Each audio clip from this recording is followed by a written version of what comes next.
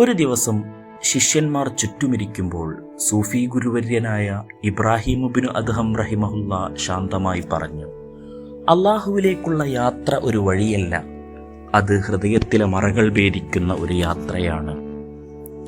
ഈ വഴിയിൽ ഔന്നിത്യം നേടണമെങ്കിൽ 3 മറകൾ നീക്കി കടക്കാതെ പറ്റില്ല. ശിഷ്യന്മാർ ശ്രദ്ധയോടെ കേട്ടിരുന്നു.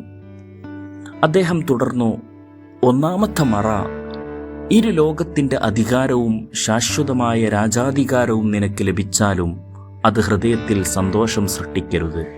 കാരണം അള്ളാഹു അല്ലാത്തതിൽ നിന്നുള്ള സന്തോഷം നിന്നെ അവനിൽ നിന്നകറ്റും.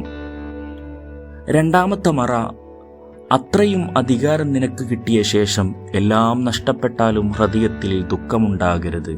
കാരണം അള്ളാഹു ഉള്ളവന് നഷ്ടമെന്നത് യാഥാർത്ഥ്യമല്ല.